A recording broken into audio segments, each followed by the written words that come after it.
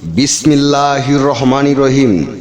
বিশ্ব আধ্যাত্মিক জ্ঞান সঞ্চার দরবার শরীফের প্রতিষ্ঠাতা আমার মুর্শিদ কেবলা গাউসুল আজম শামীম আলী চিশতির দরবার হইতে আমি শাহ আলম আপনাদের সকলকে জানাই আন্তরিক শুভেচ্ছা ও অভিনন্দন।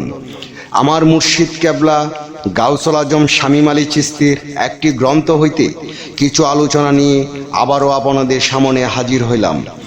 আশা করি সকলেই ভালো আছে এবং সকলেই মনোযোগ সহকারে শুরু থেকে শেষ পর্যন্ত আমার এই আলোচনাটি শুনবেন।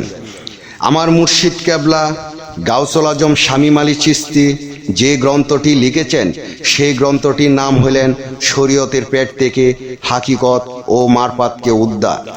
এই গ্রন্থ হইতে যে আলোচনাটি আপনাদের সামনে করিব সে আলোচনাটি হইলেন বেহেশত শব্দের অর্থ কি এবং বেহেশত কোথায়, এই নিয়ে কিছু তত্ত্ব আলোচনা করিব।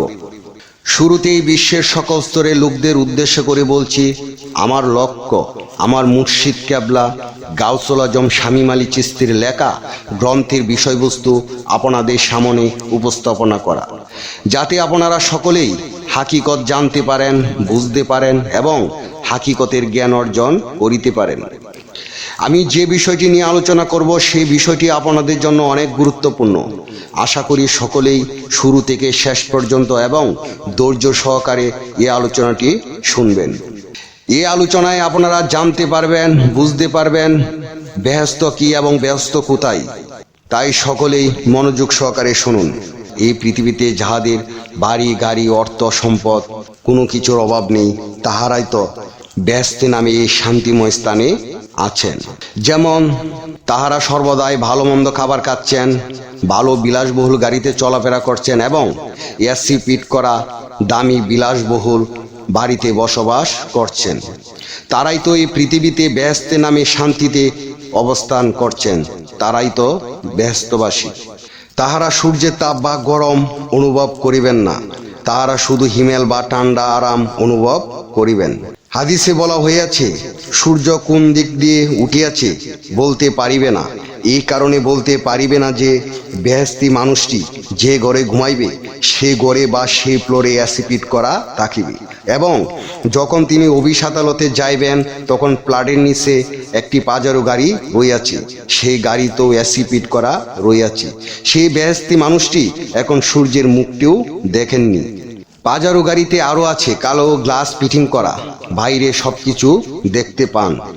পাজারো গাড়িটি যখন অফিস আদালতে পৌঁছে প্লাটের নিচে গাড়ি রাখলো তখন বেহেশতি মানুষটি অফিসে গিয়ে এসি লাগানো কোনো ঠান্ডা স্থানে বা নরম চেয়ারে বসিলেন। একজন একটি ফাইল নিয়ে আসলেন আর বললেন নম্রতার সাথে, স্যার আমার ফাইলটিতে একটি সই করে দেন। একটি সই করিলে 2 লক্ষ টাকা দিলেন, আরও একটি সই করিলে 1.5 লক্ষ টাকা দিলেন।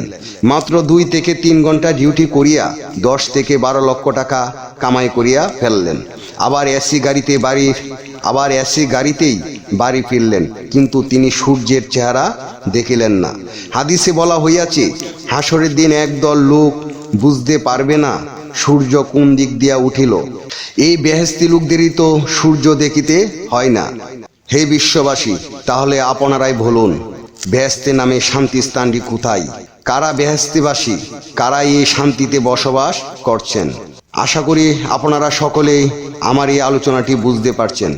যদি আপনারা সকলে বুঝতে পারেন তাহলেই আমার মুর্শিদ কেবলা গাউসুল আজম শামীম আলী চিশতির লেখা গ্রন্থটির সফলতা ফিরে পাবেন।